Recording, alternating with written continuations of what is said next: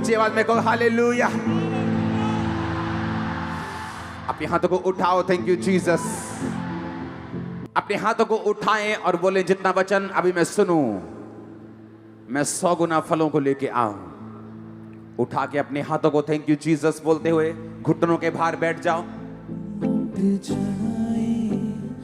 उठ जाना यीशु नासरी दी दुल्हन उठ जाना उठ जाना उठ जाना यीशु नासरी दी दुल्हन उठ जाना खबला के कलाम दे खबला के कलाम दे नीले अंबरा दे पार उठ जाना उठ जाना उठ जाना यीशु नासरी दी दुल्हन ने उठ जाना उठ जाना उठ जाना यीशु नासरी दी दुल्हन ने उठ जाना उस दे वचन वाला पौना लिबास लाड़ी उस दे वचन वाला पौना लिबास लाड़ी ने वचना ते रख अगे बदड़ा विश्वास लाड़ी वचना ते रख अगे बदड़ा विश्वास लाड़ी ने। जोर से तारीफ करो, जोर से। एक बार स्क्रीन की ओर देखकर अपने लिए तारीफ करो। देखो आज हम ऐसा लग रहा है कि स्वर्ग में बैठे हैं। आज जो वचन आप सुनने जा रहे हैं ये आपकी लाइफ को पूरी तरह से बदल के रख देगा। बाइबल कहती है प्रकाशित वाक्य 1 उसकी 1, 2 और 3 आयत को हम पढ़ेंगे। यीशु मसीह का प्रकाशित वाक्य जो उसे परमेश्वर ने इसलिए दिया कि वह अपने दासों को वो बातें जिनका शीघ्र होना आवश्यक है दिखाए, और उसने अपने स्वर्गदूतों को भेजकर उसके द्वारा अपने दास यूहन्ना को बताया, जिसने परमेश्वर के वचन और यीशु मसीह की गवाही अर्थात जो कुछ उसने देखा था उसकी गवाही दी। धन्य है वो जो इस भविष्यवाणी के वचन को पढ़ता है और जो सुनता है और जो इसमें लिखी हुई बातों को मानता है, क्योंकि समय निकट है। प्रकाशित वाक्य एक ऐसी पुस्तक है बाइबल की।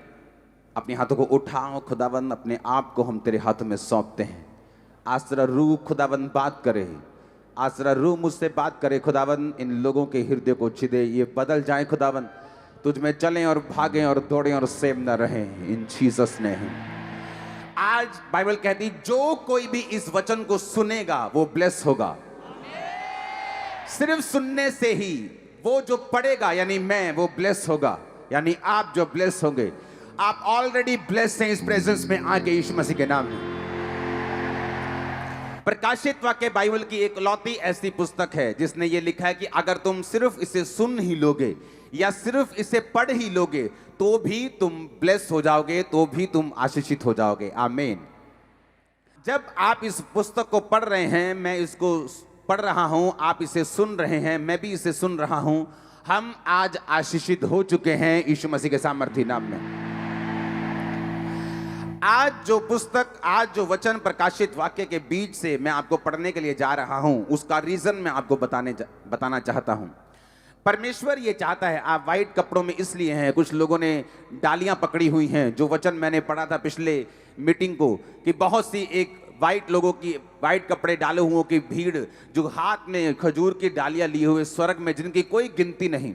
वाइट कपड़ों का मतलब वो लोग जो जीत चुके हैं। वाइट कपड़ों का मतलब वो लोग जो पवित्रताई में रहकर, पाप पर फतह पाकर, कलेश के ऊपर फतह पाकर, जो डरे नहीं, जो घबराए नहीं, किसी के डराने से डरे नहीं और परमेश्वर में खड़े रहे। बाइबल कहती है वो सब लोग स्वर्ग में जीत कर, व्हाइट वस्त्र डालकर यानी पवित्रताई के वस्त्र डालकर परमेश्वर के सामने खड़े होंगे।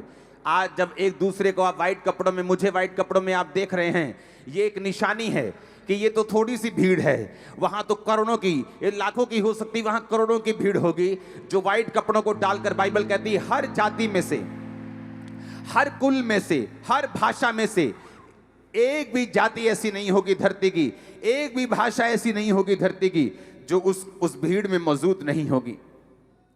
कि परमेश्वर जो है वो क्या चाहता है, आपने अपनी स्पिरिट को, अपनी सोल को, अपनी आत्मा को इस संसार के चक्करों से, पापों से क्यों बचाकर रखना है। बाइबल कहती है अब्राहम जो इस धरती का सबसे आशीषित इंसान था, बाइबल कहती है राजा भी उससे डरते थे, सरकारें भी उससे भय खाती थी, उसकी ब्लेसिंग सरकारों से भी ज्यादा थी। बाइबल कहती है वो राजा जो बड़े बड़े राजाओं को मारकर लूत को भी ले गए, उन बड़े बड़े राजाओं को अकेले अब्राहम और उसके लोगों ने मार दिया था। अब्राहम इतना आशीषित, धरती पर भी आशीषित, स्वर्ग पर भी आशीषित था। बाइबल कहती परमेश्वर ने उससे वायदा किया था कि मैं तुझे एक संतान दूंगा, तुझे एक वंश दूंगा। 75 साल की उम्र में उससे वायदा किया था। और अब्राहम जब 99 साल का हो गया, 99 का हो गया, तब भी उसके पास बेटा नहीं था। लेकिन वचन बताता है कि वो एक ऐसे स्वर्गीय यरूशलेम की बाट जोहता था, वो ऐसे नगर की बाट जोहता था जिसका बनाने वाला और रचने वाला परमेश्वर है। यानी उसका ध्यान जो था वो स्वर्गीय हो गया था। उसका ध्यान ये हो गया था कि मान लो अगर मुझे बच्चा अभी ना मिले और मैं यहोवा से हट जाऊं और अपनी मुक्ति को गवा बैठूं तो मैं स्वर्ग नहीं जा सकता।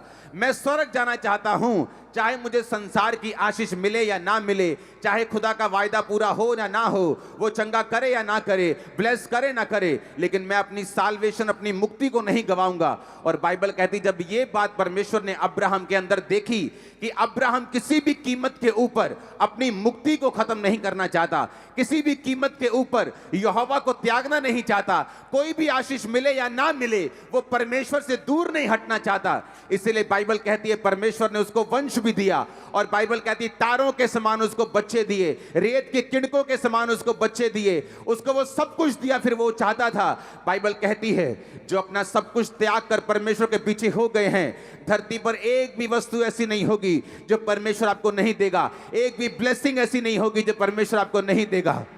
लेकिन बात यह है हमारा ध्यान ब्लेसिंग की ओर नहीं होना चाहिए, हमारा ध्यान जो है वो स्वर्गीय यरूशलेम की ओर, वो स्वर्ग की ओर, वो मुक्ति की ओर होना चाहिए, ताकि परमेश्वर वो सारे कामों को हमारी जिंदगी में पूरा कर सके जो परमेश्वर चाहता है। आमीन।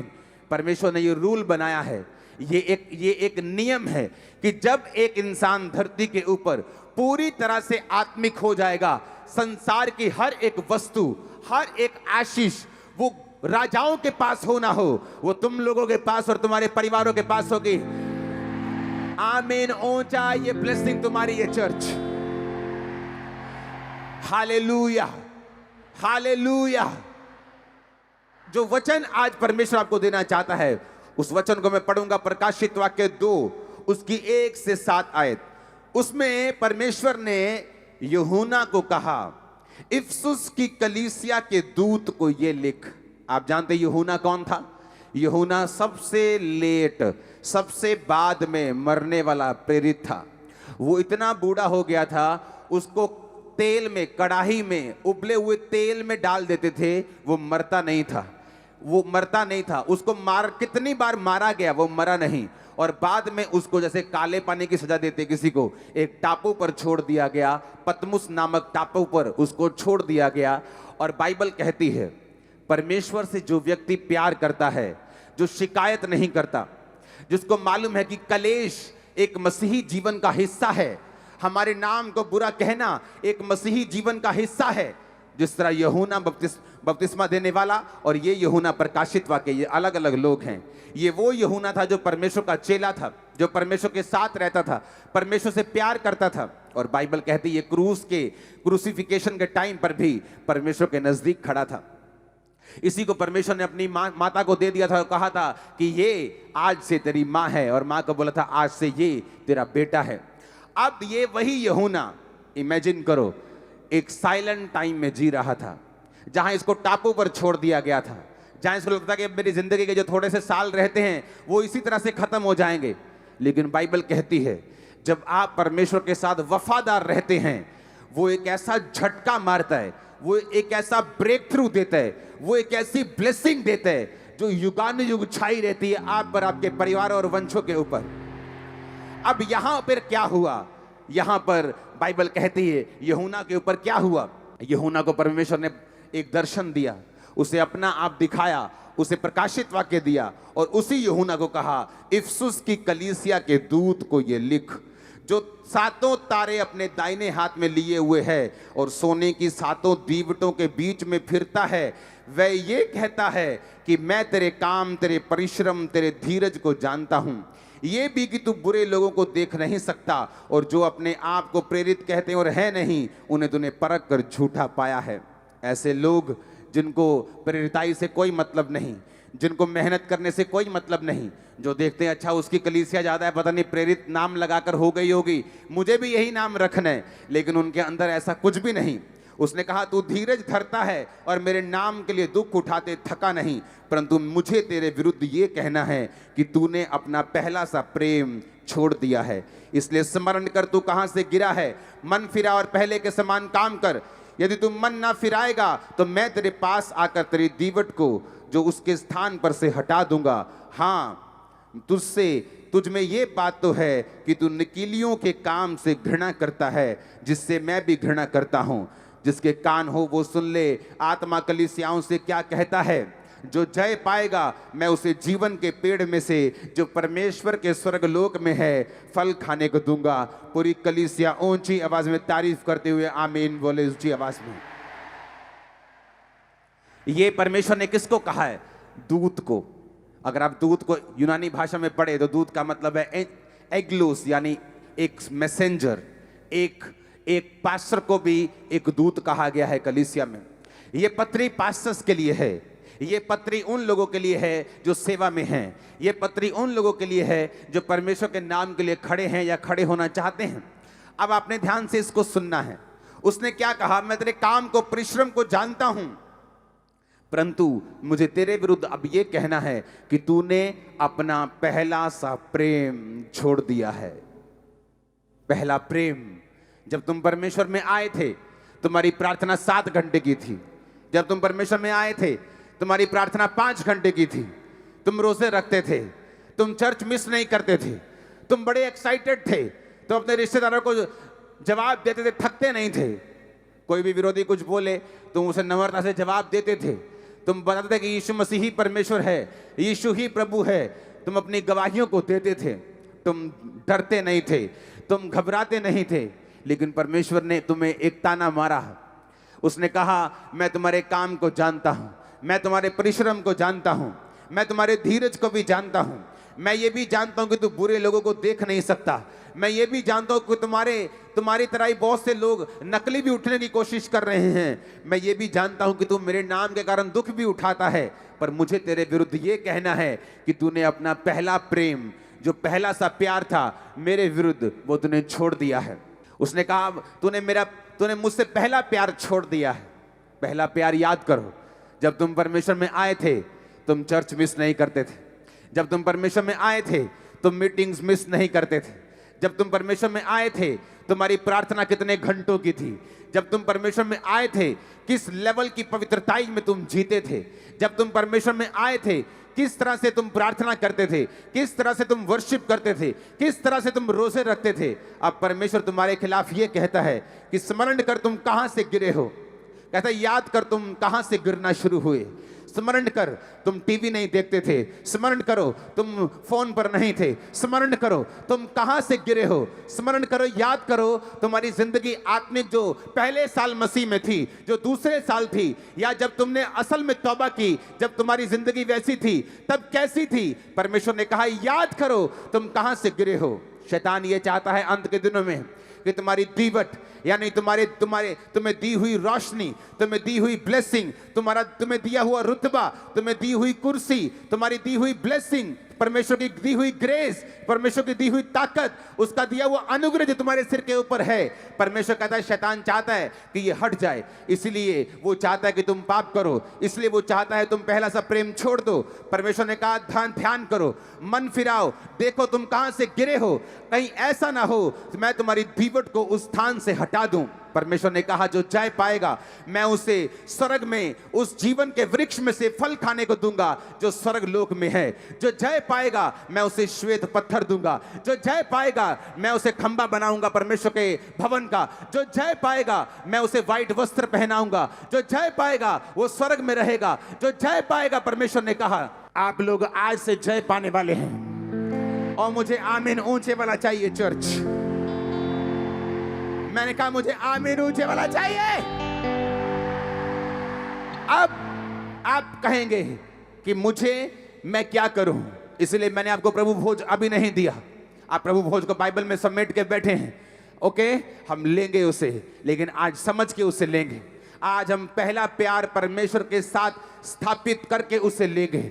जो पहला प्यार खुदावंद के साथ हमने किया था, आज सब लोग तौबा करके उस पहले प्यार में जाकर लेंगे यीशु मसीह के सामर्थी नाम में।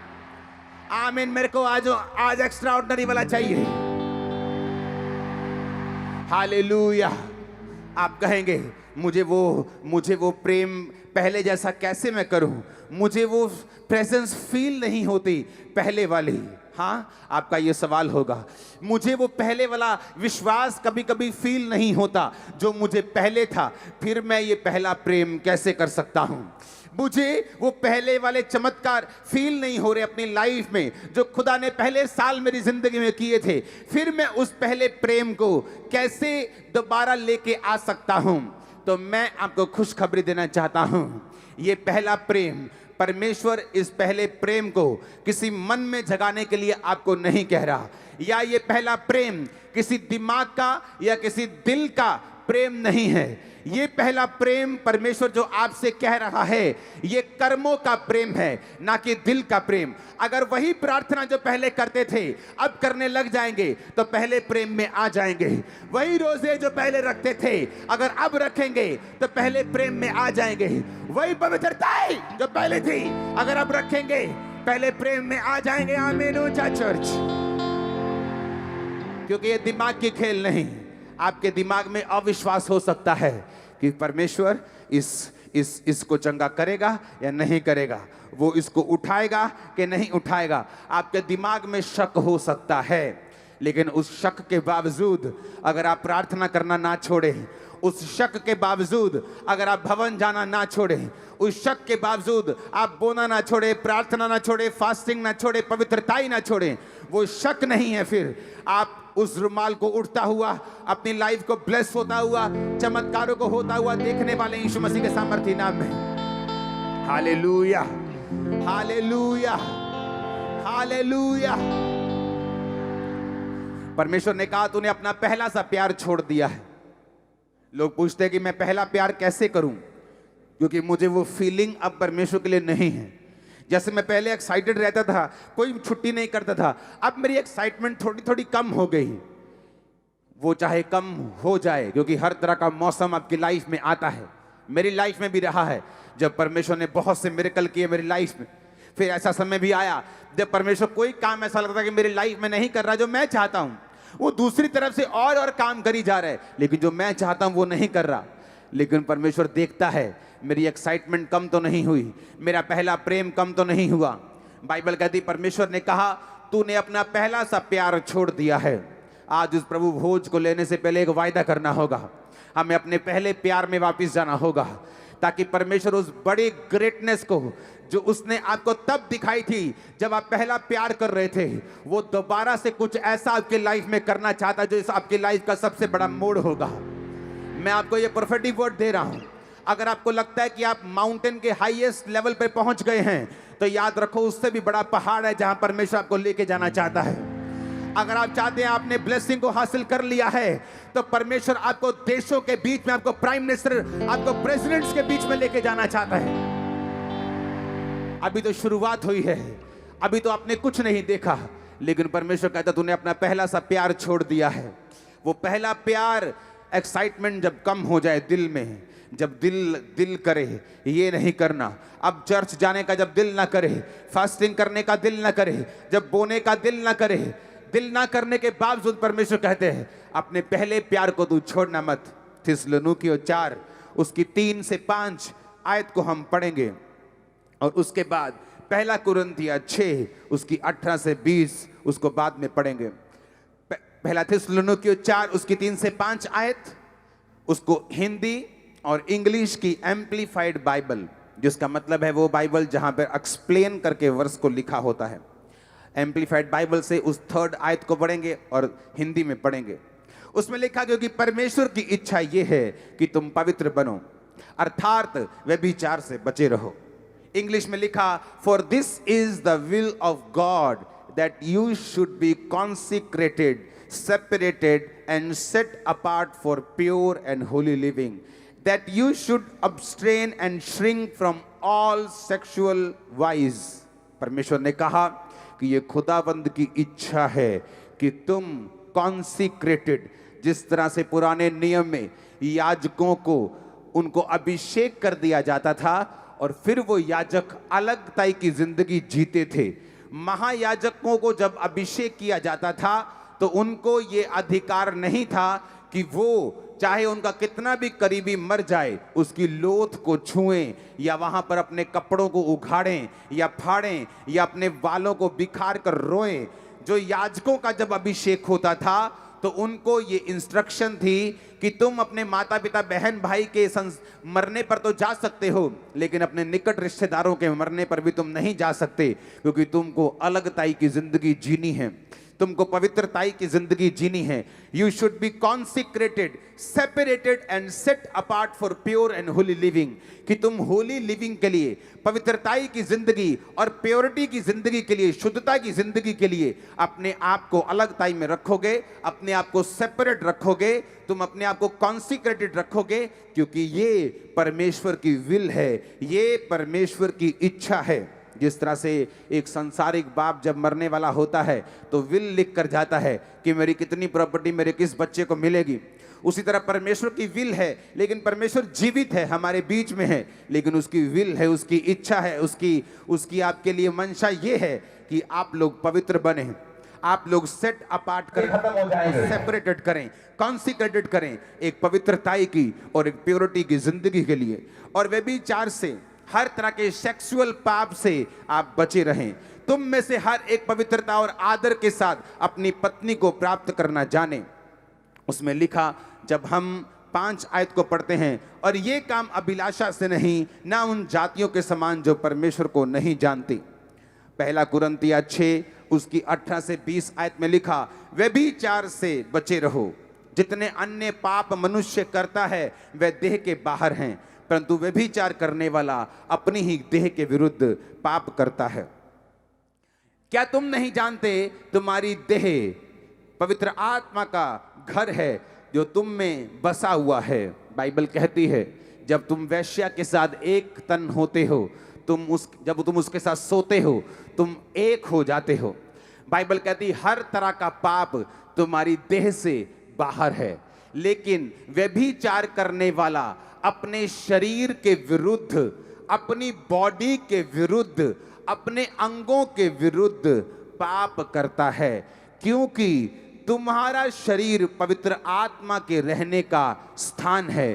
तुम्हारा शरीर पवित्र आत्मा का घर है, क्योंकि वो तुम में बसा हुआ है। बाइबल कहती है कि अपनी पत्नी के अलावा अगर तुम शादीशुदा हो, तुम किसी के साथ भी, चाहे वो तुम्हारी एंगेजमेंट हुई हो, चाहे वो तुम्हारी कोई भी हो, तुम सेक्सुअल रिलेशनशिप नहीं रख सकते। तुम्हें पवित्रताई में ही रहना होगा, क्योंकि ये परमेश्वर की इच्छा है कि तुम अलगताई में, सेपरेटेड, सेट अपार्ट, प्योर, शुद्धता और होली लिविंग के लिए, पवित्रताई की जिंदगी के लिए तुम रह सको। बाइबल कहती है व्यभिचार करने वाला व्यक्ति ये ऐसा पाप है जो अपने ही शरीर के विरुद्ध किया जाता है। ये एक ऐसा गुनाह है जो गुनाह एक व्यक्ति को गंभीर रूप से बीमार कर सकता है। हर एक बीमार व्यक्ति जरूरी नहीं है कि व्यभिचार की वजह से ही बीमार हो। वो परीक्षा की वजह से हो सकता है, संसारिक कारणों की वजह से हो सकता है, गलत डाइट की वजह से हो सकता है, पाप की वजह से हो सकता है, शैतानी अटैक की वजह से हो सकता है, परीक्षा की वजह से हो सकता है, पाप की वजह से भी हो सकता है।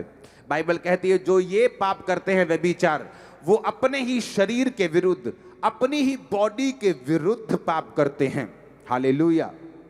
व्यभिचार से बचे रहो, पहला कुरिन्थियों 6 उसकी 18, क्योंकि जितने मनुष्य पाप करता है अन्य पाप, वो देह से बाहर हैं, वो शरीर से बाहर हैं, परंतु व्यभिचार करने वाला अपने ही शरीर के विरुद्ध पाप करता है। बाइबल कहती है पहला थिस्सलुनीकियों 4 उसकी 4 आयत, तुम में से हर एक पवित्रता और आदर के साथ अपनी पत्नी को प्राप्त करना जाने। परमेश्वर ने आपको ये बोला है, अपनी पत्नी अपने पति के अलावा अगर तुम्हारा संबंध किसी भी औरत के साथ है तो बाइबल कहती है तुम अपने शरीर के विरुद्ध पाप कर रहे हो।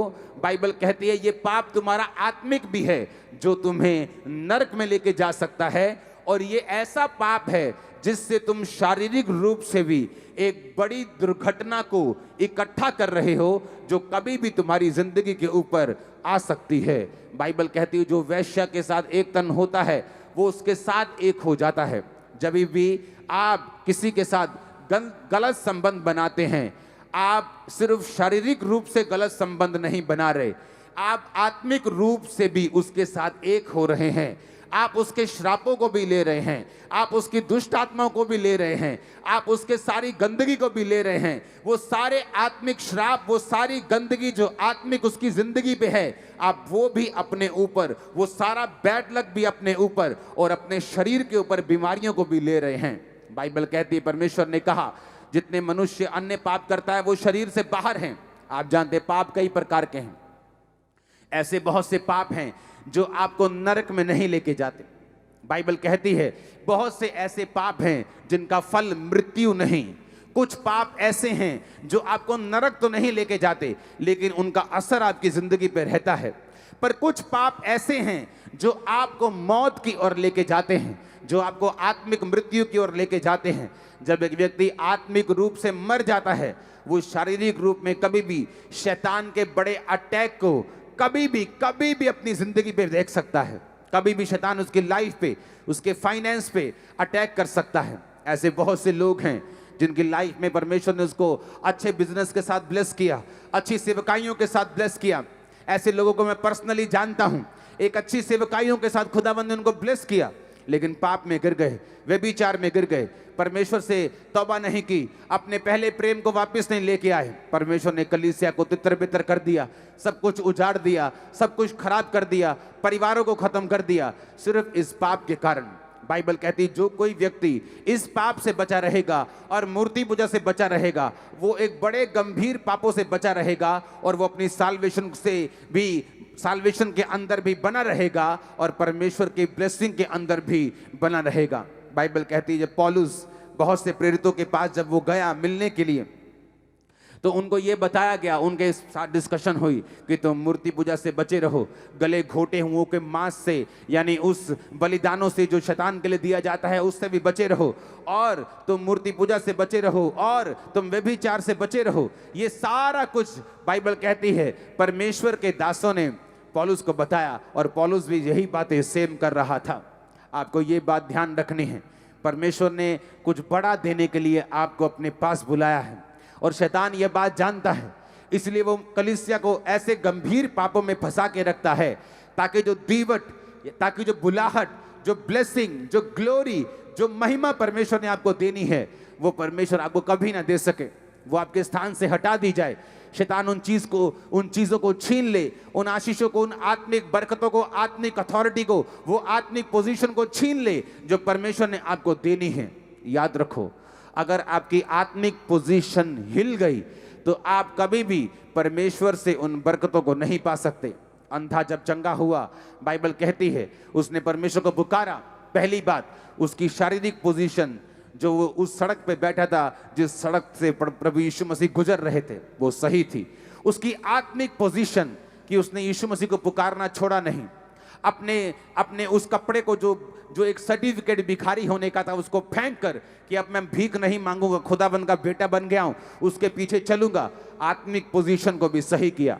जब तक आपकी शारीरिक पोजीशन सही नहीं, आप किसी अच्छी चर्च के मेंबर नहीं, आप किसी जीवित चर्च के मेंबर नहीं, जहां खुदावंद के कलाम को आपको सुनाया जाए, जहां परमेश्वर की शिक्षा हो, जहां साल्वेशन का प्रचार हो, जहां मुक्ति का प्रचार हो, जहां पाप के विरुद्ध में बोला जाए, जहां हीलिंग्स हो, मिरेकल्स हो। अगर आप ऐसी जीवित चर्च का हिस्सा नहीं, आप बहुत डेंजर में हैं।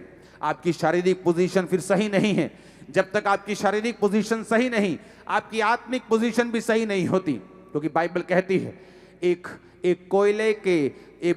कोयले की उस भट्टी में से जब एक जीवित कोयला, एक आग से बलता हुआ कोयला जब हम निकाल कर बाहर रख देते हैं, तो वो थोड़ी देर तो जलता रहता है, पर थोड़ी देर के बाद वो जलना बंद कर देता है। लेकिन बाकी कोयले जो इकट्ठे रहते हैं वो जलते रहते हैं। शैतान मूर्ख बनाता है लोगों को। जब वो आप अच्छी कलीसियाओं से बाहर निकलते हैं, आपको लगता है पहले 1 साल 6 महीने मेरी तो स्पिरिचुअल लाइफ में कोई फर्क नहीं पड़ा। ओ चर्च में जाते कभी कोई वॉलंटियर बोलता है मेरा दिमाग वहाँ खराब हो जाता है, कभी फलाना बंदा ये मेरे को ये बोल देता है मेरा दिमाग खराब हो जाता है, मैं जलता हूँ, मैं कुटता हूँ। इससे अच्छा है घर बैठ के बंदगी करो। ये शैतान का सबसे बड़ा हथियार है, क्योंकि जो उसने कोयला भट्टी में से बाहर निकाला है वो एकदम से कभी भी ठंडा नहीं होता, उसको टाइम लगता है ठंडे होने के लिए। शैतान एकदम से आपको ठंडा नहीं कर सकता, वो धीरे धीरे करके आपकी लाइफ में उन चीजों को करता है। वो एकदम से आपको गंदगी नहीं दिखाता, पहले आप थोड़ी सी गंदगी देखते हैं, फिर आप थोड़ी थोड़ी सी गंदगी को स्वीकार करना शुरू करते हैं, फिर आप फेसबुक पे जाते हैं, फिर आप इंस्टाग्राम पे जाते हैं, फिर रील्स पे जाते हैं, फिर आप कहीं और पहुंच जाते हैं। और शैतान का ये हथियार है, वो धीरे धीरे आपको अपने गुनाहों में, पापों में और जालों में फंसाता है। आपको ऐसा नहीं करना। आपको पहले कदम के ऊपर आज शैतान को नाश करना है। वो शैतान जो आपकी लाइफ में काम कर रहा है, आज खुदावंद की फायर उस पे उतरे और उसके सारे काम चल के नाश हो जाए। आमीन हो जाए, बरकत आपकी। Hallelujah, hallelujah. और इसी तरह से शैतान चाहता है कि लोग संगतियों में ना रहें, वो चर्चिस में ना रहें, वो अच्छी संगतियों के भागी ना हों, क्योंकि परमेश्वर का एक प्लान है। वो चर्च में जब आप जाते हैं वो आपको विजन के नीचे रखता है। वो विजन क्या है? आप सिर्फ सेव होने के लिए नहीं बुलाएंगे, मेरी बात को ध्यान से सुनना। आप सिर्फ मुक्ति पाने के लिए नहीं बुलाए गए हैं, आप दूसरों की मुक्ति का कारण बने, आप इसलिए बुलाए गए हैं। वो कैसे बन सकते हैं? घर बैठकर आप दूसरों की मुक्ति का कारण नहीं बन सकते। आप जब चर्च में आते हैं आप प्रार्थना करते हैं। आप जब चर्च में आते हैं आप बोते हैं, आपका बोने से रूहें बचती हैं। आप जब चर्च में आते हैं आप प्रार्थना करते हैं। आप जब चर्च में आते हैं आप अपने अगुए के लिए प्रार्थना करते हैं। आप विजन को लेते हैं, आपको बुक्स मिलती हैं, आपको पम्फलेट्स मिलते हैं, आप लोगों को बताते हैं, आप वचन से जुड़े रहते हैं, भवन से जुड़े रहते हैं। ये सब चीजें परमेश्वर यूज करता है आपको ब्लेस करने के लिए। बाइबल कहती है, पौलुस कहता है कलीसिया को, तुम्हारी हर घटी को महिमा सहित परमेश्वर पूरी करेगा, हर घटी को पूरा करेगा वो महिमा सहित मसीह यीशु में। वो कलीसिया थी जिसने पौलुस का प्रचार करने में साथ दिया था। ऐसा नहीं कि पौलुस को किसी चीज की कमी थी, पौलुस का अपना बिजनेस था। मेरा अपना एक बिजनेस है, मैं अपने बिजनेस से अपने पैसों को चलाकर, पैसों से लेकर अगर घूमने में जाता हूं तो मेरे पर्सनल पैसों के टिकटों से जाता हूं। मेरा एक काम है जो मैं करता हूं, चर्च के पैसों से मैं नहीं जाता हूं। मैं चर्च के पैसों में जाता हूं जब मुझे क्रूसेड करने के लिए जाना हो, लेकिन जब अपने काम के लिए जाता हूं मैं अपने पैसों से जाता हूं। अगर मैं बाहर खाना खाता हूं तो अपने पैसों से खाता हूं, क्योंकि ताकि कलीसिया से मुझे मांगना ना पड़े, ताकि जब मैं कलीसिया को बोने के लिए बोलूं तो कलीसिया ये ना समझे कि पास्टर्स अपनी जरूरतों के लिए कह रहा है। मेरे पास इतना है, मैं ब्लेस हूं और मैं दूसरों को ब्लेस कर सकता हूं, इतना मेरे पास है। क्योंकि मुझे मालूम है कि जो कुछ मेरे पास है मुझे साल्वेशन के लिए इस्तेमाल करना है, जो कुछ मेरे पास है मुझे मुक्ति के लिए इस्तेमाल करना है। जब हम झुंड में रहते हैं, जब हम बंदगी में रहते हैं, जब हम भवन में रहते हैं, खुदावंद की ब्लेसिंग, उसकी कृपा हम पे बनी रहती है। जब हम विजन में लगे रहते हैं, विजन में जुड़े रहते हैं, वो लोग सेल्फिश हैं जो किसी जीवित चर्च का हिस्सा नहीं, जो ये कहते हैं हम घर बैठकर बाइबल स्टडी कर लेंगे, घर बैठकर बंदगी कर लेंगे। नो नो नो नो, अगर आप बंदगी करने के लिए नहीं बुलाए गए हैं और आप घर बैठे बंदगी कर रहे हैं, आपको मालूम है ये गलत है। हर बंदा पास्टर होने के लिए नहीं बुलाया गया, हर बंदा इवेंजलिस्ट होने के लिए नहीं बुलाया गया, हर एक बंदे का अलग अलग रोल है, हर बंदा अलग सेवकाई करने के लिए भी नहीं बुलाया गया। अगर हम अपने अपनी रोल को निभाएंगे, बाइबल कहती जो काम, जो ब्लेसिंग परमेश्वर ने आपको देनी है वो शैतान कभी भी आपसे छीन नहीं पाएगा। वो लोग जो आराम से मिनिस्ट्रीज में रह के ब्लेस होते हैं, उन्हीं ब्लेसिंग्स को लेने के लिए वो कितनी प्रार्थनाएं करते हैं जब अलग होते हैं, कितनी मेहनत करते हैं जब अलग होते हैं, और तब भी उस लेवल तक नहीं पहुंच पाते, कितने कितने साल। ये परमेश्वर की उनको निशानी होती कि तुम गलत जगह के ऊपर हो, तुम गलत तरीके से मेहनत कर रहे हो। परमेश्वर ने कहा तूने अपना पहला सा प्रेम छोड़ दिया है, देख तू कहां से गिरा और मन फिरा, देख तू कहां से गिरा और मन फिरा, और पहले के समान कार्य कर। आपको पहले के समान कार्य करने होंगे। आमीन, आमीन। ऊंची आवाज में बोलो आमीन। मैं जानता हूं बहुत से लोगों के जो पारिवारिक रिश्ते हैं वो थोड़े सालों के बाद खराब हो जाते हैं, फिर हस्बैंड का मुंह इधर, वाइफ का मुंह इधर। एक वॉलंटियर मेरे पास आया, उसने कहा कि मेरा जो हस्बैंड है वो अभी भी ये चाहता है कि मैं उसके साथ बैठूं, टाइम स्पेंड करूं, लेकिन मुझे ये लगता है कि ये चीज़ आत्मिक नहीं है। मैंने कहा ये चीज़ आत्मिक है, अपने हस्बैंड के साथ, वाइफ के साथ समय व्यतीत करना ये आत्मिक है। अगर तुम ऐसा नहीं करोगी तो शैतान को तुम मौका दोगी। उसे लगा कि ये पास्टर इतना आत्मिक नहीं है, ये मुझे पवित्रताई से बाहर कर रहा है। थोड़े दिनों के बाद उसका हस्बैंड उसी की मोहल्ले की एक लड़की के साथ भाग गया। मैंने कहा अब बता क्या हुआ, तूने मेरी बात को नहीं सुना, जो बाइबल कहती उसे नहीं सुना।